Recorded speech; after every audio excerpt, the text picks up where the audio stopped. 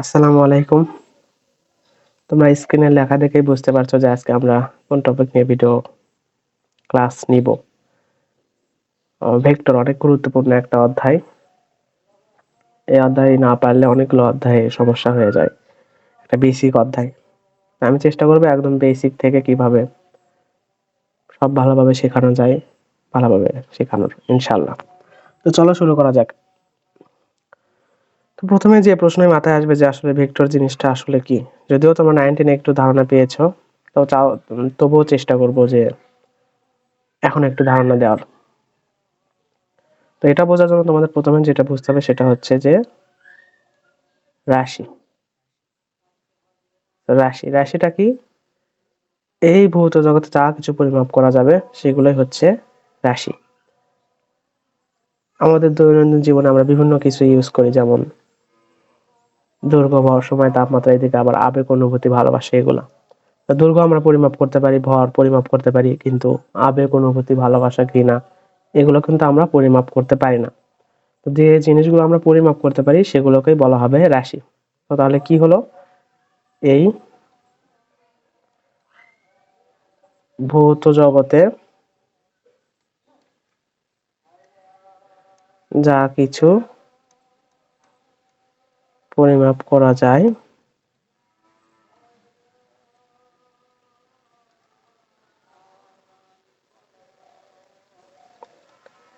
সেগুলোই হলো রাশি। যেমন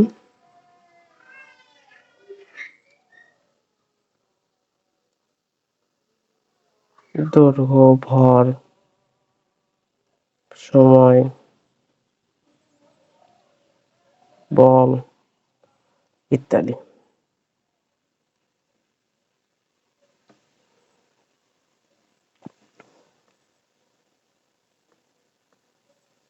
তো এই রাশি আবার দুই প্রকার।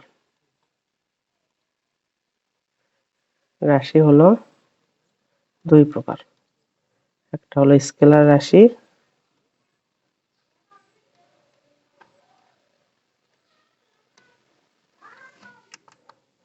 আর একটা হলো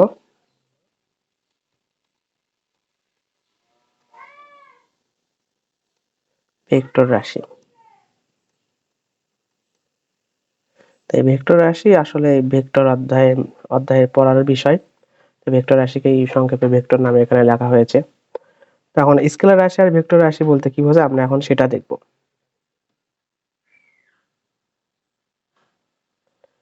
প্রথম আসো স্কেলার রাশি। স্কেলার রাশি সংজ্ঞা হলো যে সকল রাশি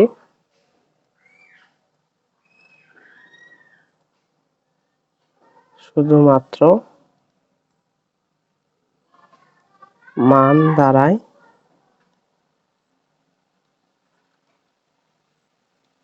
সম্পূর্ণরূপে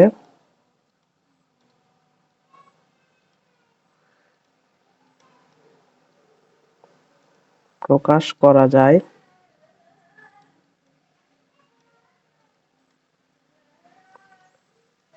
সেগুলোকে বলা হয় স্কেলার রাশি।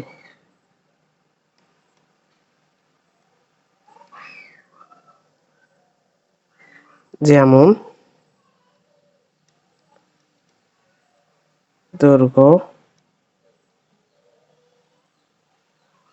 ভর, সময়, তাপমাত্রা,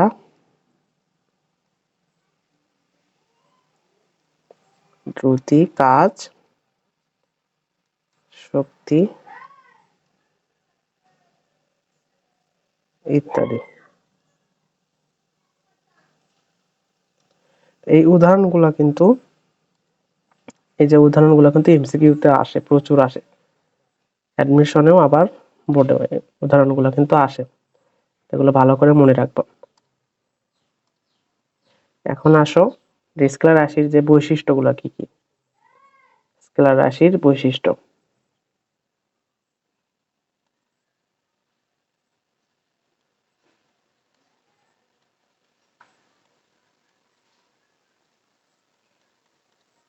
বৈশিষ্ট্য।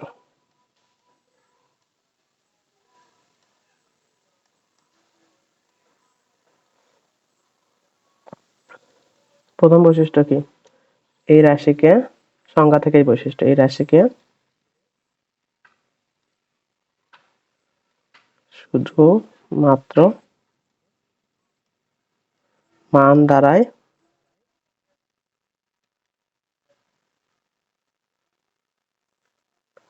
সম্পূর্ণভাবে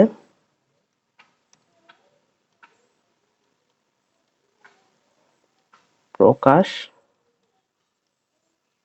করা যায়। এরপরে কি?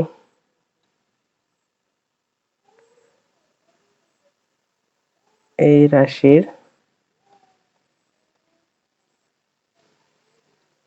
হিসাব নিকাশ বীজগাণিতিক নিয়মে করতে হয়। বীজগাণিতিক নিয়মে করা হয়।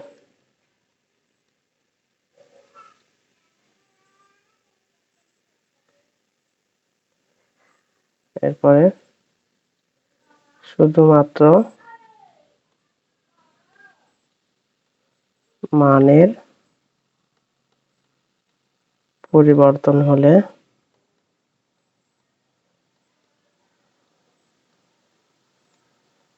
রাশির পরিবর্তন হয়। এরপরে কি? এটি দিকের উপরে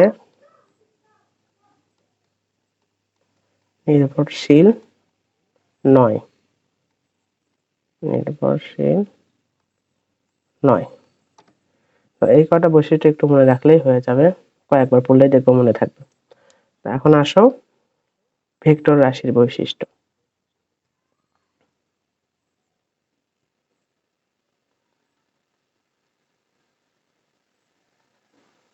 ভেক্টর রাশির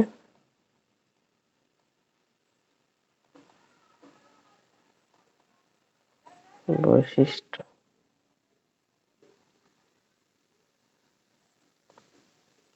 প্রথম বৈশিষ্ট্য কি? এই রাশিকে প্রকাশ করার জন্য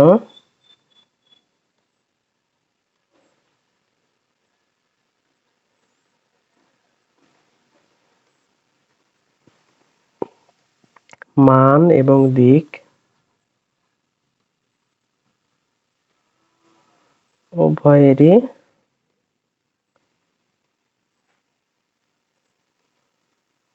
প্রয়োজন হয়। তবে এই রাশির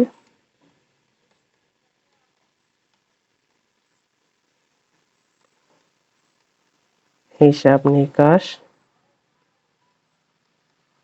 জ্যামিতিক নিয়মে করা হয়।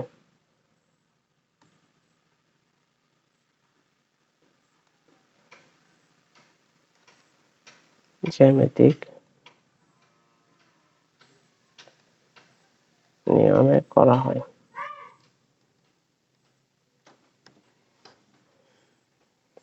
এরপরে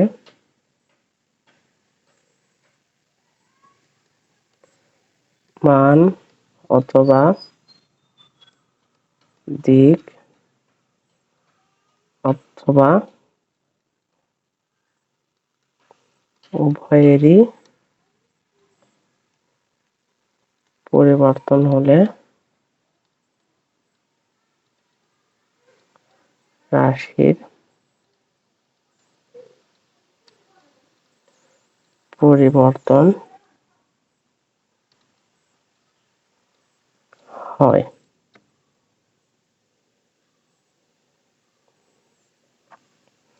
এরপরে ভেক্টর রাশি কি?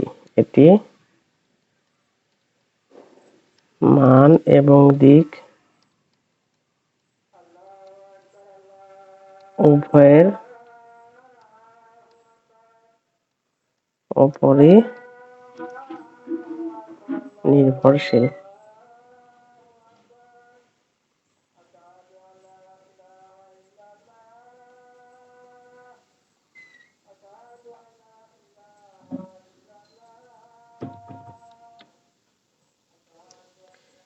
এই হলো ভেক্টর রাশির সংক্ষিপ্ত পরিচয়।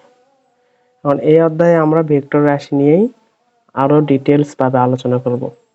ভেক্টর রাশির যোগ, বিয়োগ, গুণ, ভাগ এগুলো কিভাবে করতে হয়। যেরকম আমরা বীজগাণিতিক রাশির যোগ, বিয়োগ, গুণ, ভাগ শিখেছিলাম, এরকম ভেক্টর রাশিরও যোগ, বিয়োগ, গুণ, ভাগে আসলে এই 4টা জিনিসই আসলে আমরা শিখব, শুধু একটু আলাদাভাবে। তাহলে এখন এই অধ্যায়ে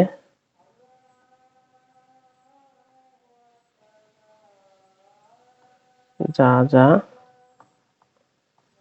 শিখবো এগুলোর একটা লিস্ট করে দিই, তাহলে তোমাদের জন্য সুবিধা হবে। আমরা প্রত্যেকটা অধ্যায় ইনশাআল্লাহ এরকম লিস্ট করে করে সেই লিস্ট অনুযায়ী পড়বো। প্রথম যেটা শিখবো সেটা হলো ভেক্টরের প্রকারভেদ, বিভিন্ন ধরনের ভেক্টর।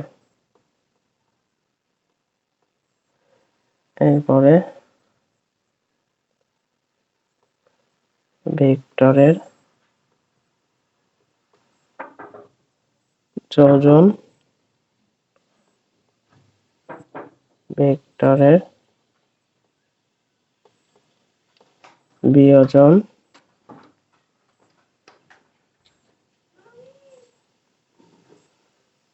ভেক্টরের বিভাজন,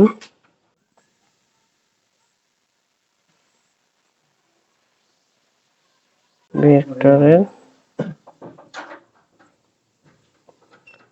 গুণন,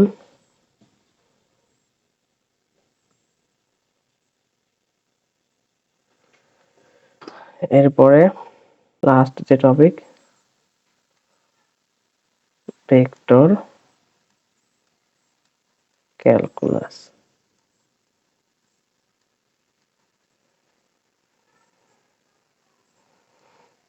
মোটামুটি এই কয়টা। এই যোজনের ভিতরে আবার আমরা শিখবো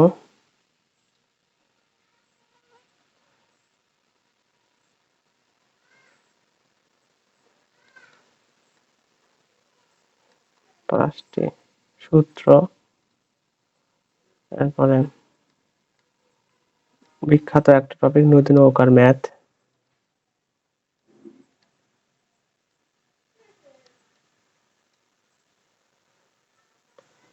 গুণনের ভিতরে শিখবো আমরা ডট গুণন, ক্রস গুণন। আর ভেক্টর ক্যালকুলাসের ভিতরে আমরা শিখবো 3টা টপিক,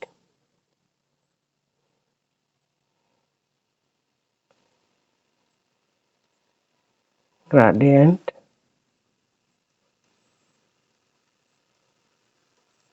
ডাইভারজেন্স এবং কার্ল। এই কয়টা হলেই এই অধ্যায় শেষ। আমরা ইনশাআল্লাহ ধীরে ধীরে এগুলো শিখবো, সবই শেখানো হবে ইনশাআল্লাহ। প্রথম যে টপিক আছে সেটা হচ্ছে ভেক্টরের প্রকারভেদ। তো ভেক্টরের প্রকারভেদ শেখার জন্য আমাদের প্রথমে যে জিনিসটা জানা লাগবে সেটা হলো যে একটা ভেক্টরকে আমরা কিভাবে প্রকাশ করি। যেমন এই যে এখানে পি বিন্দু থেকে কিউ পর্যন্ত একটা ভেক্টর পি কিউ। ভেক্টর যে বিন্দু থেকে শুরু হয়, এই যে পি বিন্দু, এর নাম হচ্ছে, এই বিন্দুটির নাম হবে পাদবিন্দু। যে বিন্দু থেকে ভেক্টর শুরু হবে সেই বিন্দুর নাম পাদবিন্দু। আর যে বিন্দুতে গিয়ে শেষ হবে, এই যে বিন্দু, এটার নাম হবে হচ্ছে শীর্ষবিন্দু। শীর্ষবিন্দু। তো যে বিন্দু থেকে ভেক্টর শুরু হবে সেই বিন্দুর নাম পাদবিন্দু, আর যে বিন্দু থেকে শেষ হবে সেই বিন্দুর নাম হচ্ছে শীর্ষবিন্দু। তো পাদবিন্দুর আরেকটা নামও আছে, সেটা হচ্ছে আদিবিন্দু। আদিবিন্দু বা পাদবিন্দু একই কথা। এখন আসো, প্রথম যে ভেক্টর সেটা হচ্ছে স্বাধীন ভেক্টর। প্রথম ভেক্টর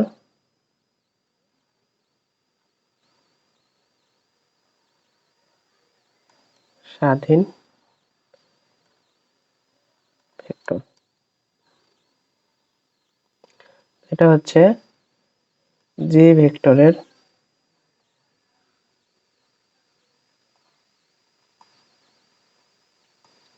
পাদবিন্দু ইচ্ছা মতো নেওয়া যায় তাকে স্বাধীন ভেক্টর বলা হয়।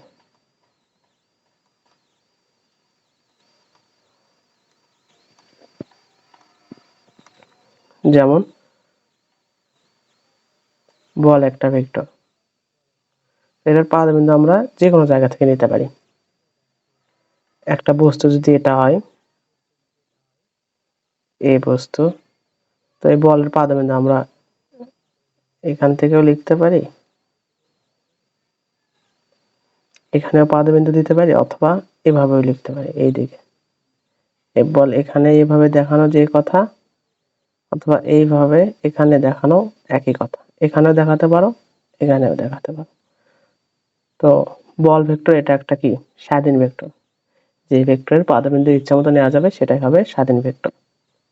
এগুলো জাস্ট একটু সংজ্ঞা দেখে রাখলেই হয়, এমসিকিউ তে আসে, এগুলোতে লিখিত তো খুব একটা আসে না, এমসিকিউর জন্য দেখে রাখতে হবে। এরপরে যেটা সেটা হলো অধীন ভেক্টর।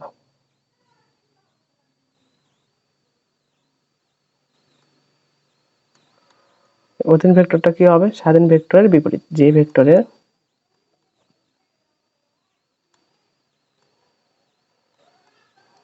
পাদবিন্দু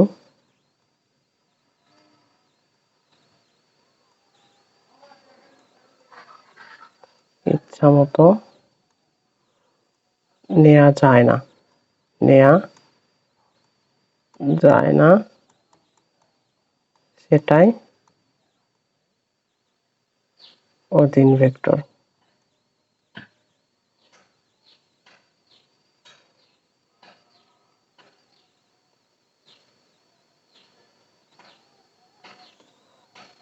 যেমন এই যে একটা অবস্থান্তর ভেক্টর যদি আমরা নেই, ও ও থেকে এই পর্যন্ত যদি আমরা যে পি ভেক্টরটা নেই, তো অবস্থান্তর ভেক্টর তোমরা এখনো শিখোনি যে অবস্থান্তর ভেক্টর সবসময় স্থানাঙ্ক ব্যবস্থার এই মূল বিন্দু থেকে শুরু হবে। মানে পাদবিন্দু সবসময় এই এটা যদি এক্স, মূল বিন্দু যদি হয় এটা এক্স প্রাইম, এটা ওয়াই, ওয়াই প্রাইম, সবসময় এটার পাদবিন্দু স্থানাঙ্ক ব্যবস্থার এই মূল বিন্দুতেই হবে। তো এটার পাদবিন্দু কি আমরা ইচ্ছা মতো নিতে পারি না, এর জন্য এটা হবে একটা অধীন ভেক্টর। তাহলে এটার উদাহরণ কি? যেমন ব্যাসার্ধ ভেক্টর বা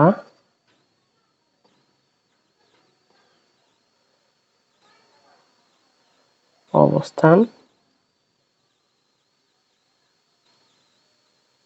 ভেক্টর।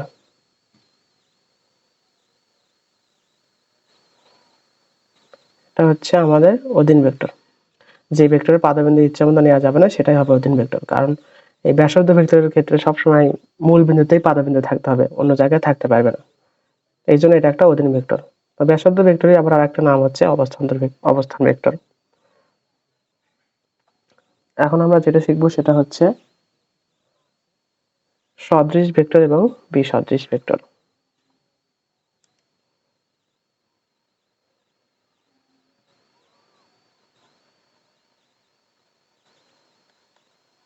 সদৃশ ভেক্টর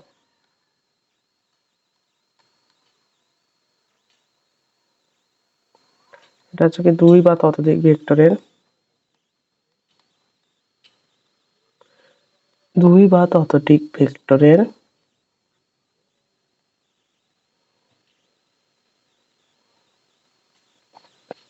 দিক যদি একই দিকে হয় তাহলে তাদেরকে পরস্পরের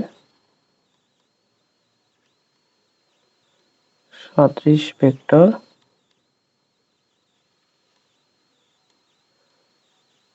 বলা হয়।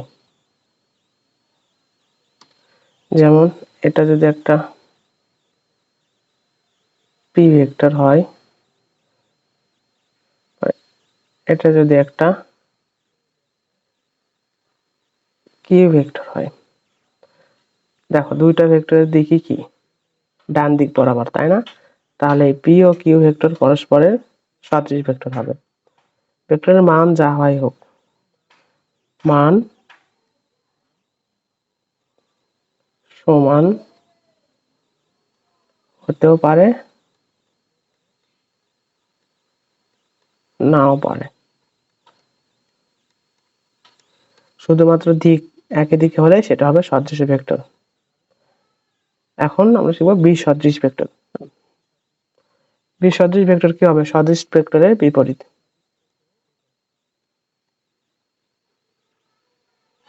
বিসদৃশ ভেক্টর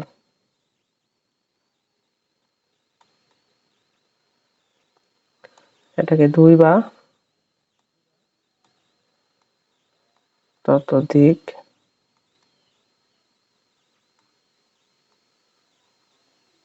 ভেক্টরের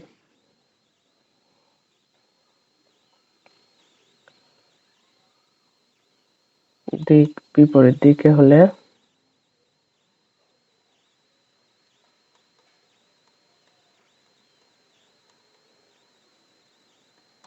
তাদেরকে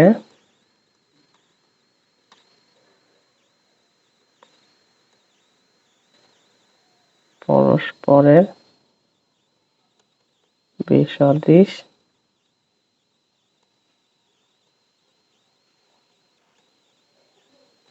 ভেক্টর বলা হয়। যেমন এখানে যদি একটা ভেক্টর পি দাগায়, এর বিপরীত দিকে যদি একটা ভেক্টর হয় কিউ, তাহলে এই পি আর কিউ হবে পরস্পরের বিসদৃশ ভেক্টর, কারণ তাদের দিক বিপরীত দিকে বরাবর। এক্ষেত্রে কি হবে? মান সমান অথবা অসমান হতে পারে।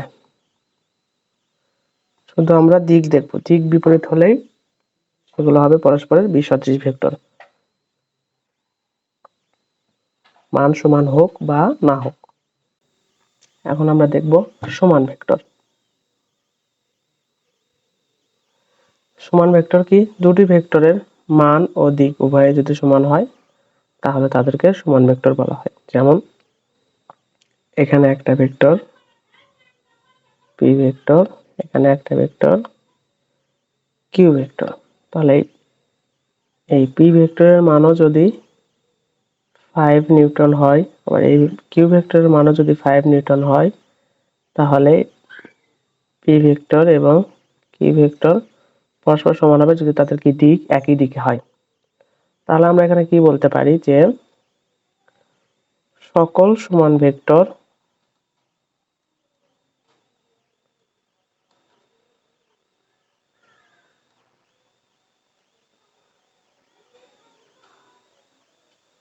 আসলে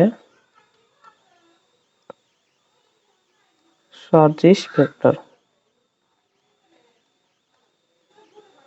এরপর আমরা যেটা শিখবো সেটা হচ্ছে বিপরীত ভেক্টর।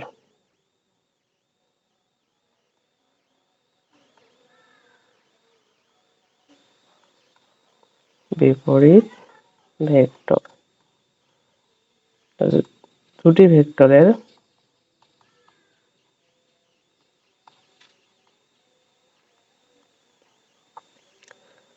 মান সমান কিন্তু দিক বিপরীত হলে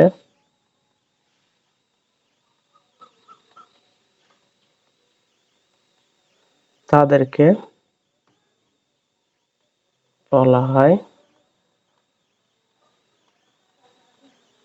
বিপরীত ভেক্টর। এখানে যদি একটা পি ভেক্টর থাকে যার মান ওই 5 নিউটন এবং একটা কিউ ভেক্টর যদি থাকে যার মান 5 নিউটন কিন্তু দিক দেখো বিপরীত, পি ভেক্টরের দিক ডান দিকে, কিউ ভেক্টরের দিক বাম দিকে, তাহলে এই পি ভেক্টর এবং কিউ ভেক্টর কি হবে? পরস্পরের বিপরীত ভেক্টর। তো এটাকে কিভাবে প্রকাশ করা হয়? P equal minus Q vector. বিপরীত ভেক্টর মানে কি? মাইনাস কিউ ভেক্টর মানে কি? কিউ ভেক্টরের দিক বিপরীত দিকে হবে, এইভাবে লেখা যায়। এটা বিপরীত ভেক্টরকে সামনে একটা মাইনাস চিহ্ন দিলে কি হয়ে যায়? সমান হয়ে যায়। তো এখানে মাইনাস কিউ ভেক্টর লেখা যে কথা, মাইনাস কিউ ভেক্টর এটা কিন্তু এই যে এটা, তাহলে কি এখন পি ভেক্টর এবং মাইনাস কিউ ভেক্টরের দিক একই দিকে হলো না? তাহলে দুটোকে সমান লিখতে পারবো আমরা, জাস্ট সামনে একটা মাইনাস চিহ্ন দিলেই বিপরীত ভেক্টরকে সমান লেখা যায়। বিপরীত ভেক্টরের কিন্তু মান সমান, শুধু দিক বিপরীত। তাহলে কি বলতে পারবো আমরা? দিক যেহেতু বিপরীত তাহলে বিপরীত ভেক্টর কিন্তু আসলে অসদৃশ ভেক্টর। সকল বিপরীত ভেক্টর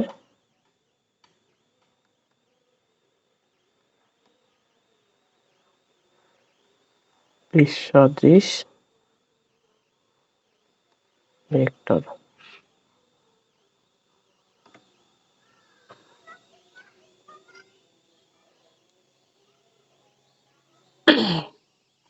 এরপর আমরা শিখব বিপ্রতীক ভেক্টর।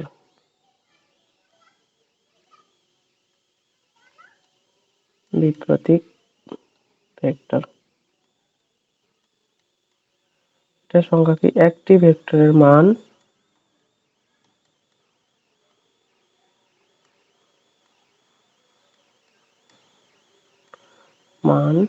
যদি অপর একটি ভেক্টরের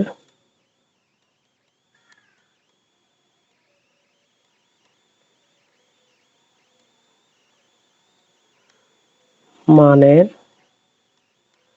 গুণাত্মক বিপরীত সংখ্যা হয়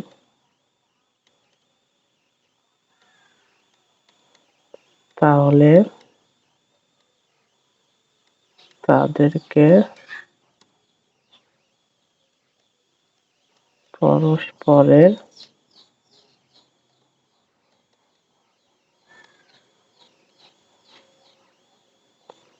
বিপ্রতীক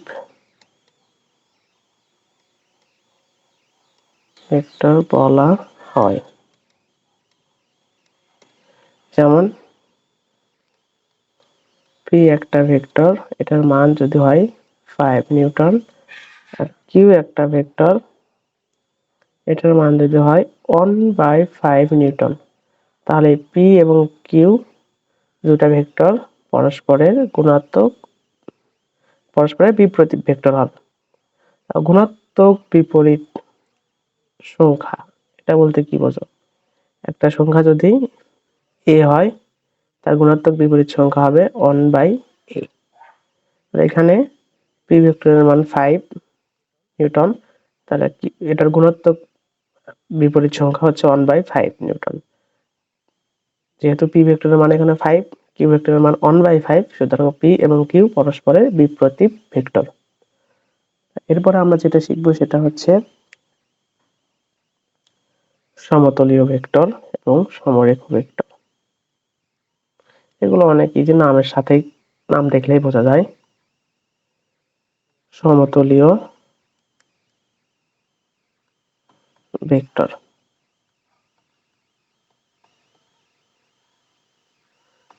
দুই বা ততোধিক ভেক্টর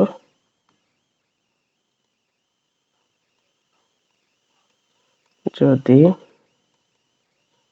একই সমতলে থাকে তবে তাদের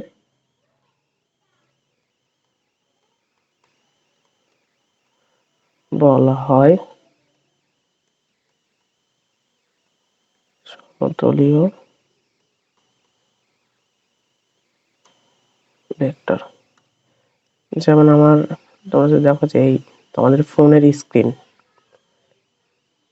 এই স্ক্রিন এর উপর যতগুলো ভেক্টর দাগা বা মেয়েছে, এটা একটা ভেক্টর, এটা একটা ভেক্টর, এটা একটা ভেক্টর, এগুলো কি সবাই একই তলে আছে। এটা যদি একটা খাতার পেজ বিবেচনা করো তাহলে দেখো তো সব ভেক্টর এখানে, এই ভেক্টর গুলো একই সমতলের ভিতরে আছে।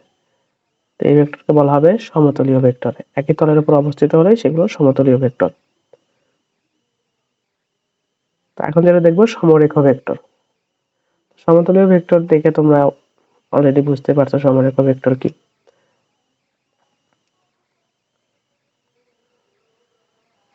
সমরেখ ভেক্টর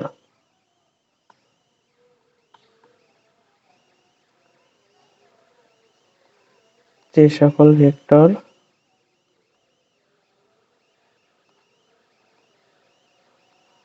একই সরলরেখার উপর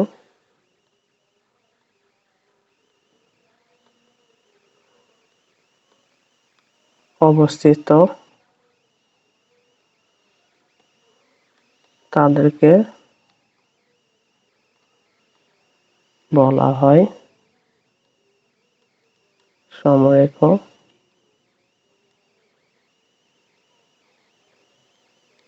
ভেক্টর। যেমন এটা যদি একটা আমরা সরলরেখা বিবেচনা করি, তো এটার উপর আমরা যতগুলো ভেক্টর দেখাবো সবগুলোই হবে সমরেখ ভেক্টর। অন্য কালার নেই, তাহলে তোমাদের বুঝতে সুবিধা হবে। এই যে এটা একটা ভেক্টর যদি লিখি পি, এটা একটা ভেক্টর যদি হয় কিউ ভেক্টর, আবার এটা একটা নিলাম আর ভেক্টর, এটা একটা নিলাম এস ভেক্টর। এগুলো সবগুলো কি দেখো একই সরলরেখার উপর অবস্থিত। এটা সবাই কি হবে সমরেখ ভেক্টর। একই সরলরেখার উপর অবস্থিত হলেই তাদেরকে বলা হবে সমরেখ ভেক্টর।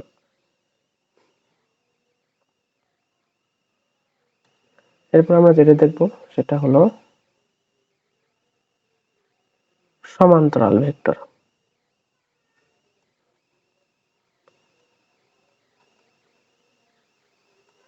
সমান্তরাল ভেক্টর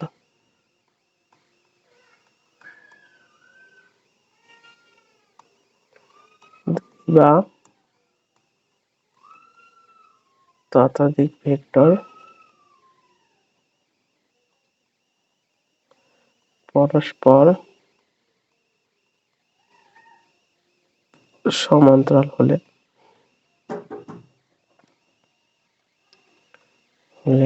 তাদেরকে বলা হয় সমান্তরাল ভেক্টর। এটার উদাহরণ কি হবে, যেমন যে এখানে একটা লিখলাম পি ভেক্টর, এরপরে আরেকটা দিলাম কিউ ভেক্টর। তাহলে এখানে পি ভেক্টর এবং কিউ ভেক্টর কি হবে পরস্পরের সমান্তরাল। আর তোমরা দেখতে পাচ্ছ যে আমি সবগুলো কিন্তু পি ভেক্টর এবং কিউ ভেক্টর দিয়ে নাম দিচ্ছি, একই নাম দিচ্ছি কারণ তোমাদের বুঝতে সুবিধা হবে তাই। এখন আমরা সব থেকে গুরুত্বপূর্ণ দুইটা ভেক্টর শিখবো যেখান থেকে এমসিকিউ সব থেকে বেশি আসে। সেগুলো হলো নাল ভেক্টর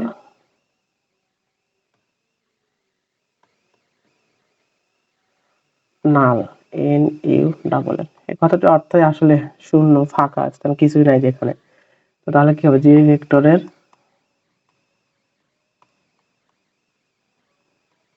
মান শূন্য তাকে বলা হয় নাল ভেক্টর।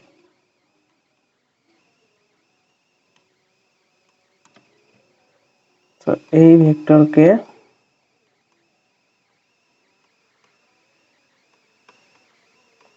বিন্দু দিয়ে প্রকাশ করা হয়।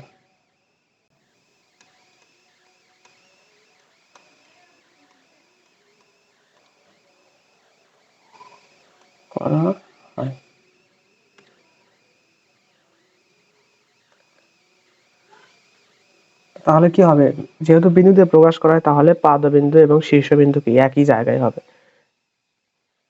এই ভেক্টরের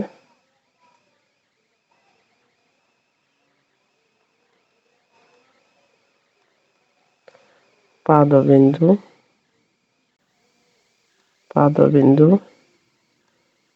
এবং শীর্ষবিন্দু একই বিন্দুতে।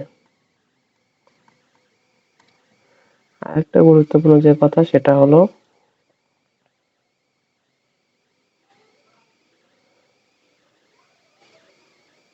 এই ভেক্টরের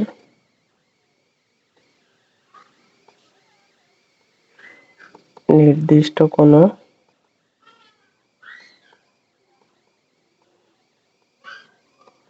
দিক নাই। আর একে নাল মানে যেহেতু শূন্য, একে কি শূন্য ভেক্টর বলা হয়। একে শূন্য ভেক্টরও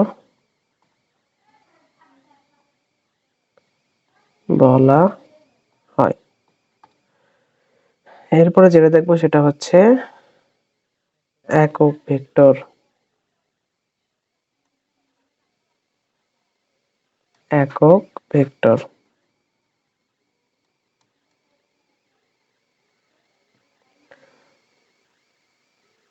যে ভেক্টরের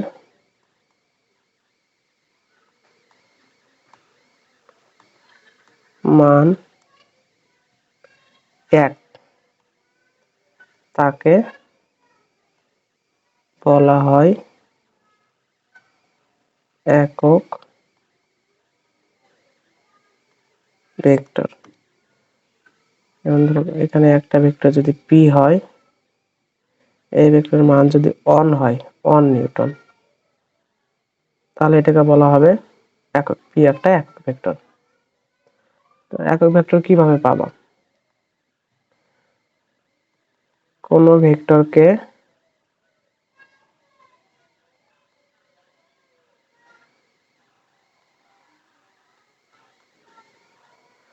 তার মান দিয়ে ভাগ করলে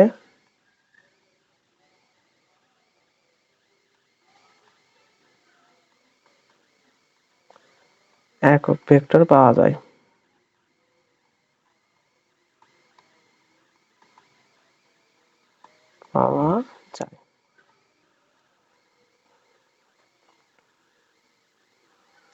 একক ভেক্টরকে বিশেষভাবে প্রকাশ করা হয়, সেটা হলো একক ভেক্টরকে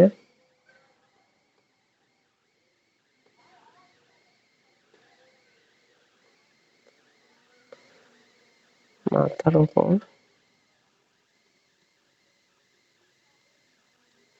এরকম এই যে ক্যাপ দিয়ে লেখা হয়। যেমন পি ভেক্টরের একক ভেক্টরকে যদি আমরা লিখি তাহলে কিভাবে লিখবো? পি লিখে উপরে এরকম একটা চিহ্ন, এরকম এভাবে লেখা হয়। একটা জিনিস বাদ পড়ছে, তাহলে শূন্য ভেক্টরকে কিভাবে প্রকাশ করা হয়? শূন্য ভেক্টরকে প্রকাশ করা হবে শূন্য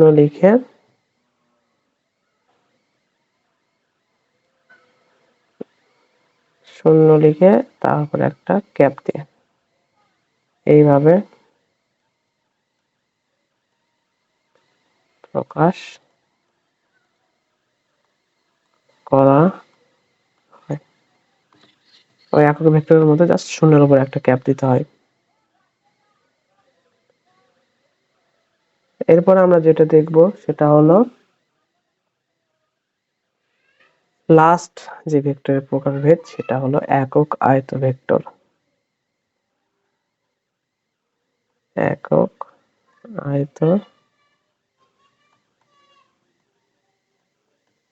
ভেক্টর।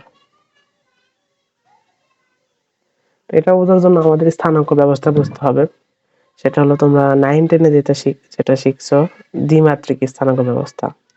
এটা হচ্ছে এক্স ও এক্স প্রাইম অক্ষ, আর একটা হচ্ছে ওয়াই ও ওয়াই প্রাইম অক্ষ। এক্স অক্ষ আর ওয়াই অক্ষ মেইন কথা। এটা হচ্ছে দ্বিমাত্রিক স্থানাঙ্ক ব্যবস্থা। আর একটা স্থানাঙ্ক ব্যবস্থা আছে, সেটা হলো ত্রিমাত্রিক স্থানাঙ্ক ব্যবস্থা। সেটাতে এটা এক্স অক্ষ, এটা ওয়াই অক্ষ, এটা জেড অক্ষ। এগুলোর পিছনে পিছনে কিন্তু নেগেটিভ অক্ষগুলো আছে, নেগেটিভ দাগালাম না, শুধু পজিটিভ অক্ষগুলো দাগালাম। তাহলে এক্স এবং ওয়াই অক্ষের ভিতরে কোণ কত? 90 ডিগ্রি। এক্স এবং জেড এটাও কিন্তু আসলে 90 ডিগ্রি, কিন্তু ত্রিমাত্রিক চিত্র দেখে এরকম দেখা যাচ্ছে। এটাও কত ডিগ্রি হবে? 90 ডিগ্রি। কিন্তু এটাও 90 ডিগ্রি। তিনটাই 90 ডিগ্রি অ্যাঙ্গেল। তো তোমরা এটা চিন্তা করতে পারো, একটা ঘরের কর্নারের দেয়ালের উপরের দিকে যেটা গেছে সেটা ওয়াই অক্ষ, দুই সাইডে দুইটা গেছে সেগুলো একটা এক্স অক্ষ একটা জেড অক্ষ। তাহলে তোমরা বুঝতে পারবা এটা একটা দেয়াল, এটা একটা দেয়াল, আর এটা হচ্ছে কি ফ্লোর। কল্পনা করো, তাহলে বুঝতে পারবা। তো এই এক্স অক্ষ বরাবর একক একটা একক ভেক্টর ধরা হয়, সেটাকে প্রকাশ করা হয় আই ক্যাপ দিয়ে। আর ওয়াই অক্ষ বরাবর আরেকটা একক ভেক্টর নেওয়া হয়, সেটাকে প্রকাশ করা হয় জে ক্যাপ দিয়ে। আর জেড অক্ষ বরাবর আরেকটা একক ভেক্টর নেওয়া হয়, সেটাকে প্রকাশ করা হয় কে ক্যাপ। তো আই জে কে এগুলো কিন্তু ছোট হাতের অক্ষর হবে। তো এই তিনটা আই জে কে, এই তিনটা ভেক্টরকে মূলত বলা হয় একক আয়ত ভেক্টর। তো তাহলে সংজ্ঞা কি হবে? সংজ্ঞা হবে ত্রিমাত্রিক স্থানাঙ্ক ব্যবস্থায়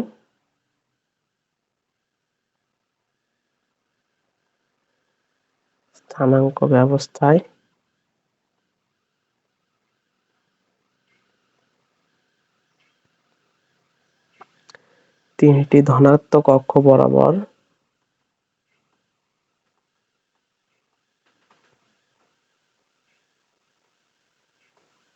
কি কি অক্ষ? এক্স ওয়াই জেড অক্ষ বরাবর যে তিনটি একক ভেক্টর, কি কি এগুলো? I cap, j cap, k cap কে বিবেচনা করা হয়